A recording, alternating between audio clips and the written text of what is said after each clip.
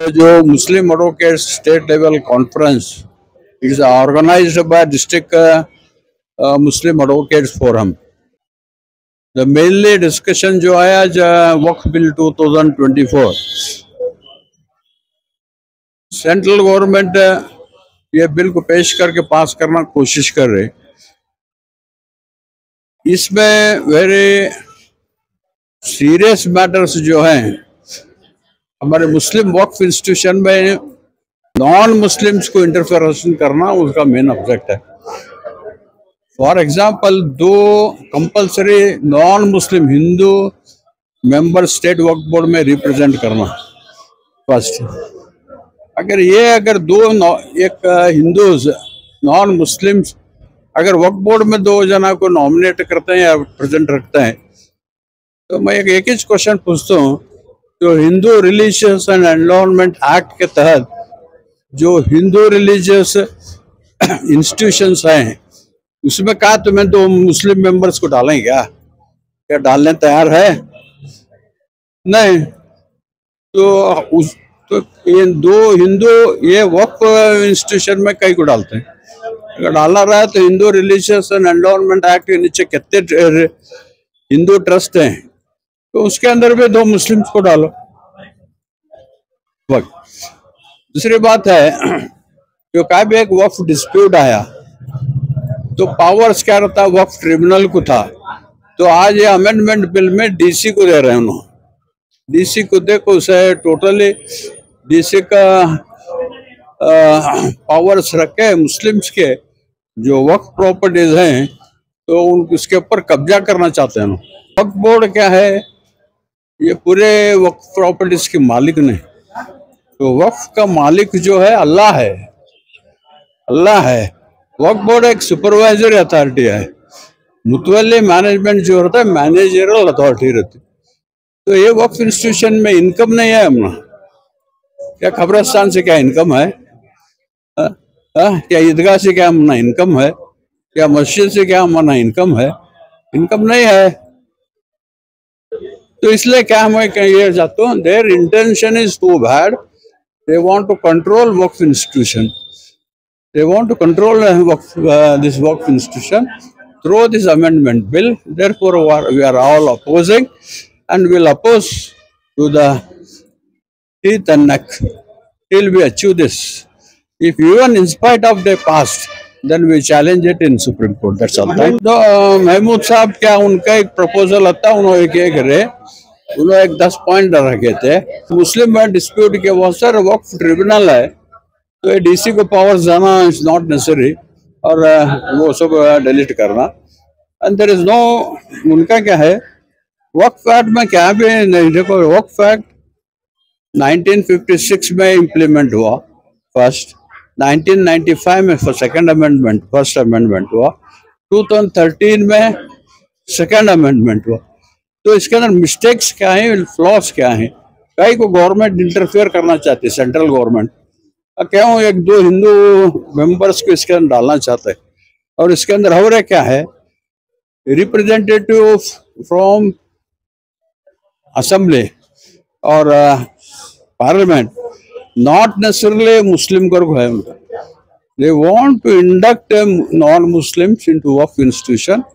We strongly oppose it, we strongly oppose this amendment. That's all. Babu Bedgali advocate Hubli और मेरे साथीदार सब मिलकर एक कर्नाटक स्टेट में जो अब तक नहीं हुआ था एडवोकेट्स में, वो कार्रवाई करने के लिए हम लोग सब रेडी हुए। ये एडवोकेट कॉन्फ्रेंस करना, मुस्लिम्स एडवोकेट कर्नाटक में जहाँ जहाँ बेंगलुरु, मैसूर, कहाँ कहाँ बसे हुए हैं, तो कोलार हुआ, बेंगलुरु हुआ, मैसूर हुआ, दावणगेरे हुआ, चित्रदुर्ग हुआ, बीजापुर हुआ, गुलबर्गा हुआ, बीदर हुआ, सब एडवोकेट्स को एक प्लेटफॉर्म पे लाना, क्योंकि ये हिस्टोरिकल कॉन्फ्रेंस है आज का। जब से मैं 27 साल से हम लोग प्रैक्टिस कर रहे हैं, मैं प्रैक्टिस कर रहा हूँ, और जहां तक मुझे सीनियर्स बोले जो 50-50 साल की जो प्रैक्टिस किए हैं, अब तक कर्नाटका स्टेट में कोई मुस्लिम एडवोकेट कॉन्फ्रेंस एक प्लेटफॉर्म पर नहीं हुआ। सो ये प्लेटफॉर्म करने के लिए मेरे बहुत सारे साथी, हमें इंटेंशन क्या था इसके अंदर बोले तो सभी मुस्लिम एडवोकेट्स को एक प्लेटफॉर्म को लाना, ला के जो सामना एक क्या बोलते हैं, सोसाइटी पिलर बोलते हैं, एजुकेटेड पर्सन बोलते हैं, जो सोसाइटी के बारे में हमें एडवोकेट से एक बार पिलर में आने, एक बार जमने के बाद प्लेटफॉर्म में लोगों को हमारे हाथ से क्या सर्विस होता है, जो आज क्या है कि किसी को तकलीफ हो या जो आजकल जो केस सामने का अननेसरी केसेस डाल रहे हैं हमारे लोगों के ऊपर, इसमें हम सब लोग एकजुट होकर इश्यूज के ऊपर लड़ेंगे। तब आज का एक बर्निंग इशू था, तो मेरे दोस्तों ने, बेंडीगिरीस ने, शिवरली ने और बगली और हमारे मुल्ला साहब, अयूब, ऐसे सब साथी हैं हमारे लकुंडी और अक्की, ऐसे बहुत सारे साथी हैं। तो साथी सब मिलके क्या बोले, नहीं ये वक्फ अमेंडमेंट का इश्यू उठाएंगे, वो इश्यू बहुत ये है, बर्निंग इश्यू है। तो इश्यू में हमें पराचे साहब को, जो ये सुप्रीम कोर्ट के एक एमिनेंट लॉयर है, जो वर्ल्ड वाइड फेमस भी है, तो उनको अप्रोच है, वो भी एक्सेप्ट हुए। बाद में नासिर हुसैन, बाद में और एक हमारे कोसले पाटिल हैं जो रिटायर्ड हाईकोर्ट जज है, उनसे अप्रोच है, वो भी एग्री हुए। ये होने के बाद नासिर हुसैन साहब, एक सवाल उठा, आपने किसी ने पूछा नासिर हुसैन साहब को एडवोकेट नहीं है यहाँ पे, क्यों बोला? क्योंकि यहाँ इश्यू रखा था वक्फ अमेंडमेंट का, तो कर्नाटका से रिप्रेजेंटेटिव जेपीसी कमेटी को नासिर हुसैन साहब, सैयद नासिर हुसैन साहब थे, तो उसीलिए वो इससे उनको बुला के उनको आज एक हमें रेजोल्यूशन पास करके कंडम करके हमें क्या, हमें टेक्निकल हमारा जो लीगली जो ये रहता है ड्राफ्ट करके सभी बार एसोसिएशन का नाम डाल के, जो ऑल ओवर कर्नाटका में हमारे कितने डिस्ट्रिक्ट बार से तालुका का नाम डाल के उनको मेमोरेंडम दिया, ये जाके आप जेपीसी कमेटी में रखिए, हमें एजुटेशन किए। आगे हम लोग सभी वकील मिलके एकजुट होकर ये अमेंडमेंट बिल के साथ साथ सोसाइटी की जो भी तकलीफें हैं सभी मिलके इसमें हम बढ़े चढ़ के हिस्सा लेंगे, एकजुट होकर काम करेंगे। और इसमें सभी मेरे साथ बेलगाम के बहुत सारे एडवोकेट्स, धारवाड़ के बहुत सारे एडवोकेट्स, धारवाड़ में हमारे बगली है, पठान साहब है, हाँ हावेरी के है, चित्रदुर्ग है, दावणगेरे, बहुत सारे एडवोकेट्स, कपड़ा, बहुत सारे एडवोकेट्स पिक्चर में नहीं आए, बिहाइंड बैक होके एक प्रोग्राम को, एक कॉन्फ्रेंस को सक्सेसफुली बनाया है। मैं आपके मीडिया के जरिए सभी एडवोकेट्सों को, सभी बार मेंबरों को, जो वेरियस स्टेट बार से, उनको शुक्रिया अदा करता हूँ और आपका भी शुक्रिया अदा करता हूँ, क्योंकि आप लोगों ने भी जब भी इस एक कॉन्फ्रेंस सक्सेस के लिए, ये सब आप मीडिया का फ्रीडम हो, हमारे HDMC हो और सारे बहुत सारे न्यूज़ है चैनल, FN चैनल, HN है, HSF का के न्यूज़ है, क्योंकि आपने भी जो हमारे पास से आके जो हाईलाइट किया लोगों में, एक हमारे एडवोकेट तक हमारी बात पहुंचाई इससे पहला कॉन्फ्रेंस से पहला, तो ये सब जमने के लिए भी एक कारण है। तो इसलिए मैं आपका भी, मैं सभी मेरे टीम, हमारे टीम की तरफ से शुक्रिया अदा करता हूँ। ಒಂದು ಸಮ್ಮೇಳನ ಮಾಡಿದ್ವಿ। ಈ ಸಮ್ಮೇಳನದಲ್ಲಿ ಮೂಲ ಉದ್ದೇಶ ವಕ್ಫ್ ತಿದ್ದುಪಡಿ 2024 ಬಗ್ಗೆ ಚರ್ಚೆ ಮಾಡೋದಿತ್ತು। ಈ ವಕ್ಫ್ ತಿದ್ದುಪಡಿ ಏನು ಮೊಟ್ಟ ಮೊದಲ 1932 ವಕ್ಫ್ ವ್ಯಾಲಿಡಿಟಿ ಆಕ್ಟ್ ಅಂತ ಬಂತು। ಅನಂತರ ನಮ್ಮ ಇಂಡಿಪೆಂಡೆಂಟ್ ಆನಂದ 1956 ವಕ್ಫ್ ಆಕ್ಟ್ ಮೊಟ್ಟ ಮೊದಲನೇದಾಗಿ, ಅದಾದ ನಂತರ 2005 ಒಳಗೆ ಎಂದು ಬಾಬರಿ ಮಸೀದ್ ಬಿತ್ತು, ಅವಾಗ ಈ ನಸೀರ್ ಅವರು ಈ ಒಂದು ವಕ್ಫ್ ಆಕ್ಟ್ಗೆ ಒಂದು ಬಲ ಕೊಡೋಣ ಅಂತ ಹೇಳಿ 1995 ಒಂದು ಆಕ್ಟ್ ಪಾಸ್ ಮಾಡಿದ್ರು। ಅಲ್ಲೇ ಸಾಕಷ್ಟು ನಮಗೆ ಬಲ ಬಂತು। ಅದು ಆದ ನಂತರ ಮತ್ತೆ 2013 ಒಳಗೆ ವಕ್ಫ್ ಆಕ್ಟ್ ಅಮೆಂಡ್ಮೆಂಟ್ ಮಾಡಿದ್ರು। ಅದು ಆದ ನಂತರ ಈಗ 2024 ಬಿಲ್ ಒಳಗೆ 44 ತಿದ್ದುಪಡಿ ಮಾಡ್ಬೇಕಂತ ಹೇಳಿ ಈಗ ಸರ್ಕಾರ ಹೊಂಟಿತ್ತು। ಆದ್ರೆ ದುರದೃಷ್ಟವಶಾತ್ ಅವರು ಇದ್ರೊಳಗೆ ಸಕ್ಸಸ್ ಆಗಲಿಲ್ಲ। ಕೇವಲ 17 ನಿಮಿಷದ ಇದು ವಕ್ಫ್ ಆಕ್ಟ್ ಬಿಲ್ ಪಾಸ್ ಆಗ್ತಿತ್ತು, ಅದು ಏನು ಅಲ್ಲಾಹ್ ಕೃಪೆ ಏನು ಗೊತ್ತಿಲ್ಲ, ಅದು ಬಿಲ್ ಸ್ಟಾಪ್ ಆಯ್ತು। ಮುಂದೆ JPC ಕಮಿಟಿಗೆ ಈ ವಕ್ಫ್ ಆಕ್ಟ್ ಹೋಯ್ತು। ಆ JPC ಕಮಿಟಿ ಒಳಗೆ 31 ಜನ ಇದ್ದಾರೆ, ಅದರೊಳಗೆ BJP 31 ಜನ, 19 ಜನ ಇದ್ದಾರೆ, ಇನ್ನು ಎಲ್ಲಾ ಪಾರ್ಟಿಯವರು 2-3 ಇದ್ದದ। ಈಗ JPC ಕಮಿಟಿ ಅವರು ಮುಂದಿನ ಚಳಿಗಾಲ ಅಧಿವೇಶನ ಬರೋಕ್ಕಿಂತ ಪೂರ್ವದೊಳಗೆ ಈ ಒಂದು ವಕ್ಫ್ ಅಮೆಂಡ್ಮೆಂಟ್ ಬಿಲ್ 24 ಅವರು ಮಂಡಿಸಿರ್ತಾರ। ಇದ್ರೊಳಗೆ ನಾವು ಈ ವಕ್ಫ್ ಅಮೆಂಡ್ಮೆಂಟ್ ಯಾಕೆ ನಾವು ವಿರೋಧ ಮಾಡ್ತೇವೆ ಅಂತಂದ್ರೆ, ಸೆಕ್ಷನ್ 9 ಮತ್ತು ಸೆಕ್ಷನ್ 13 ಒಳಗೆ ಏನಿದೆ ವಕ್ಫ್ ಆಕ್ಟ್ ಒಳಗೆ, ಅಲ್ಲಿ ಮೊದ್ಲೇಕೆ ಆಯ್ತು, ಒಂದು ಮುಸ್ಲಿಮ್ಸ್ MP ಅಂತಿತ್ತು, 2 ಮುಸ್ಲಿಮ್ಸ್ MLAಗಳು ಅಂತಿತ್ತು, ಮತ್ತೊಂದು ರಾಜ್ಯ ವಕೀಲರ ಪರಿಷತ್ತಿಂದ ಮುಸ್ಲಿಮ್ಸ್ ವಕೀಲರು ಆ ಶೋದಂತ ಅವರಲ್ಲಿ ನಾಮಿನೇಟ್ ಎಕ್ಸೆಪ್ಷನ್ ಅಂತ ನಾಮಿನೇಟ್ ಆಗ್ತಿದ್ವಿ।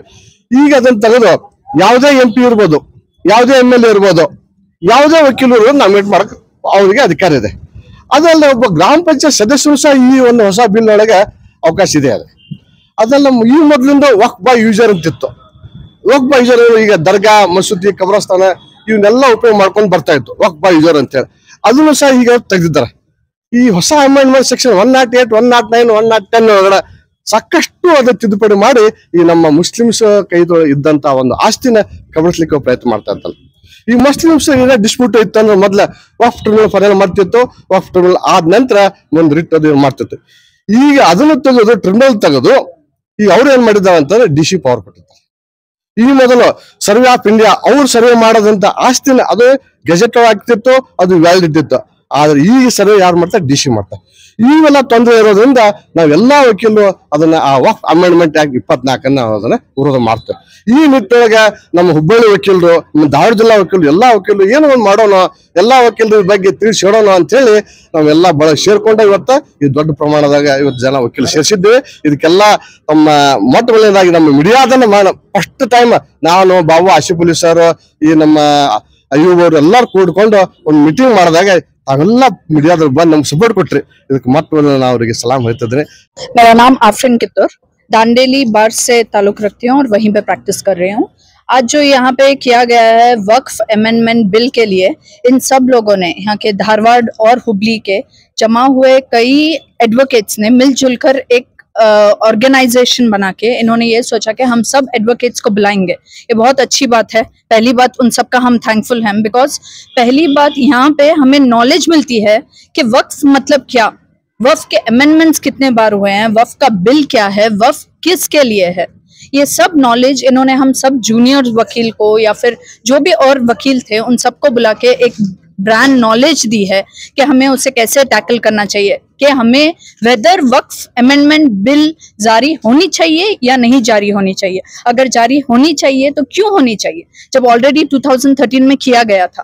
तो यहाँ पे हमें जो ये नॉलेज इन लोगों ने दिया है वो एक वाइड नॉलेज दिया गया, जिसके लिए हम इनके बहुत बहुत शुक्रगुजार हैं. एंड फॉरवर्ड गोइंग हम आपके प्रेस से एक विनती करते हैं एंड वी डिजायर कि आप लोग जो यहाँ पे आए हैं इसे प्लीज और लोगों तक पहुंचाइए कि वेदर वक्फ अमेंडमेंट जरूरी है या नहीं. पहली बात ये है, वेदर वो होना चाहिए या नहीं होना चाहिए, होना जरूरी है या नहीं होना जरूरी है. होना जरूरी है तो उससे क्या प्रॉब्लम्स होंगे, लोगों में दहशत मचेगा, आवाम में दहशत मचेगी, इधर उधर इश्यूज रेज अप होंगे जो हमें नहीं चाहिए. हम सिर्फ ये चाहते हैं कि हम सब नॉलेज शेयर करें.